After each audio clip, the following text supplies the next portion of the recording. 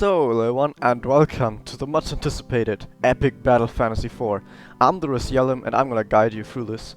So, first off, how I usually do with Let's Plays is I do them blind, but this is such a big game that it has so much stuff that can go wrong that I just play through the game normally, and then I do the Let's Play like parallel to that, so I already know what I'm doing, and I can save a lot of time and do like avoid mistakes.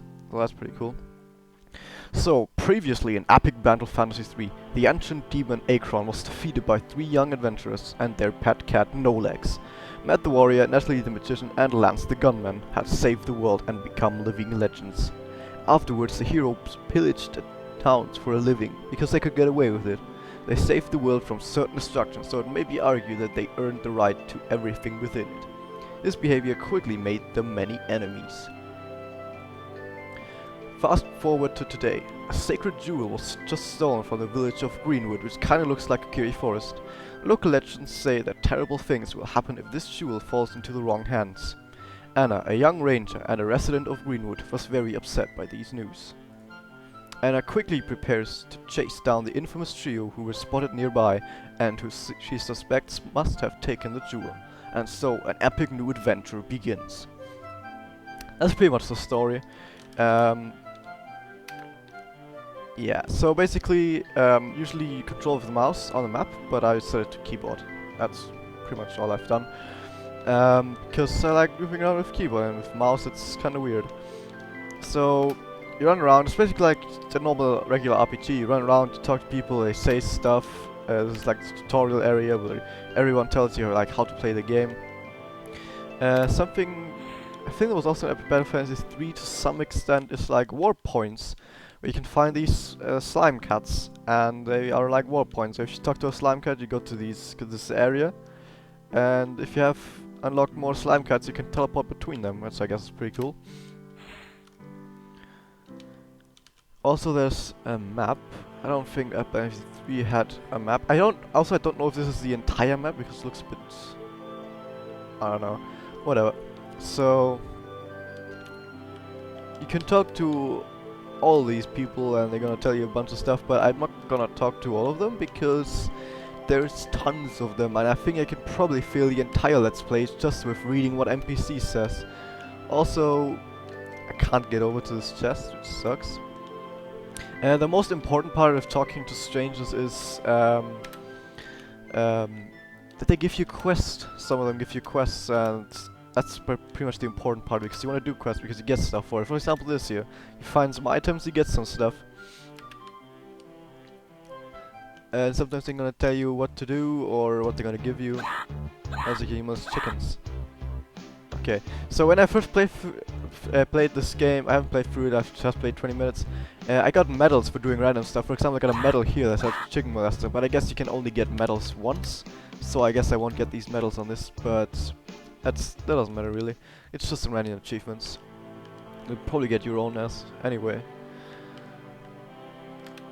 Now I also got an achievement over here, which is just like you use strength, like Pokemon reference. Now, an important part to notice about how you get items on the world map is, of course, you have these chests, but they are also randomly hidden. Okay, not randomly, but they're also hidden at certain spots. They're quite hard to find. For example, let me see if I can find one.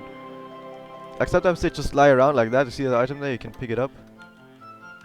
And sometimes they're hidden in other areas. This is Anna's house, by the way. So you have to you would have to go like run around and like try to interact with anything, like right there. You see the item right there? You can pick it up.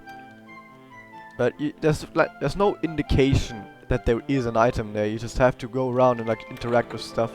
Also, there's a treasure chest right there. And sometimes, as you probably have seen, the treasures like they kind of twinkle a bit, and then you know that there's a treasure there. Also, this needs an axe. I don't have an axe. So if you got good eyes, sometimes you see a twinkle and you know there's an item there then. This is totally not Saria, but whatever. Saria, whatever you want to call it. You know, from Zelda. Whatever. Also that Pikachu hanging there. You see, there could be items over there, so I'm trying to interact with it, but I'm probably not gonna search for the hidden items, but I know I'll probably get yelled at by people for like, hey, you picked this up, there's an item right there, it's hidden right there. But I don't really care, because there's tons and tons of secrets in here, and trying to find them all is a total adventure in itself. And usually I'm not the kind of guy that goes around looking for every single bit of secret, but if I find them, like the twinkles right there, I'm just happy to go over and pick them up, of course. Also, water like this usually is a slime bunny in them, and slime bunny blesses the party and restores everything, which is pretty cool. Also, I found some flare items. I'm probably gonna equip them. Big, like, simple bonus item stuff that you can equip to your weapon, accessory, and armor. I think you start out with some choices as well. Yeah, you can use the regular bow or more like a caster bow. Usually, weapons have certain abilities, like that one has like poison element and may cast lock with certain skills. And randomly casts mine between turns, stuff like that, where just randomly stuff happens, depending on what weapon you have, or what armor you have, and so on. See, this is more like the caster stuff, gives you MP, you lose damage and stuff, may cast gust with certain skills, and so on. There's probably a whole lot of min-maxing you can do, and I know I got yelled at Epic Battle Fantasy 3 because I didn't min-max. I'm not the min-max kind of guy. If you don't know, min-maxing is like trying to stack everything on top of each other so you get the most powerful character ever. I don't really care for that, I just want to get through the game, and if I'm powerful enough to beat the game, that's all I need. I'm not gonna try and min-max shit out of this game to get like the most powerful characters ever, and like, if you use this accessory with this armor and this weapon, you can do this and this and that, and that's super powerful. I don't really care. So I'm just gonna play this game normally.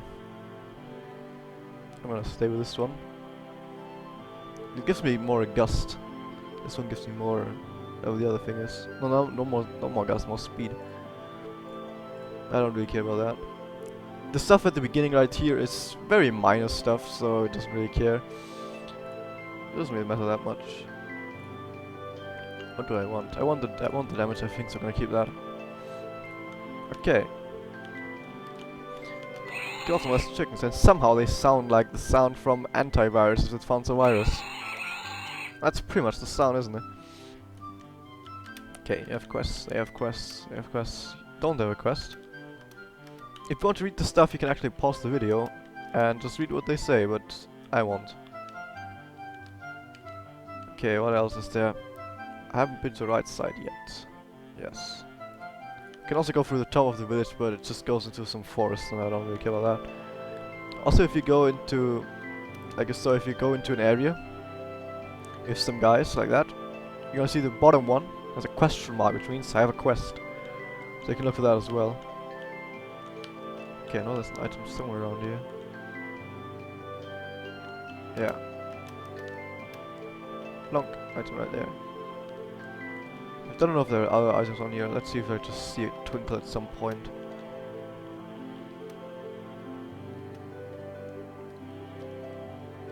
Nope, no twinkles. And nothing down there as well. Whatever. Sometimes I also miss a twinkle, but I'm sorry. I'm not doing it on purpose, by the way. Which no one would. So don't yell at me. Also, there's lots of shops around here, but there's not really anything you can do apart from stealing items. Like a bouse. Not like a bouse, more like a thief. A filthy thief, but whatever. It kinda is the question, like we're going around like we're gonna stop these thieves that stole our stuff. How do we do that? Well, we go around and steal random crap. Sounds reasonable, I guess. I know there's tons of stuff to steal over here. Are you stealing stuff lying around here? Oh, I can steal all of that. You get the steak, get the bacon, and get stuff over here. Aw. Pretty mean, isn't it? Well, tough luck.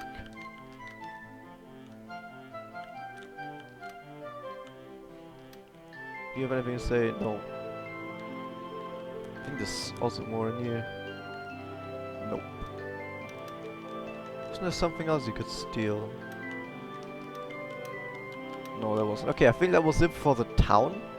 I think pretty much everything is blocked up but the top and the right. And I don't want to go through the top because I don't think that's the right way. Also, it tells me to go over here.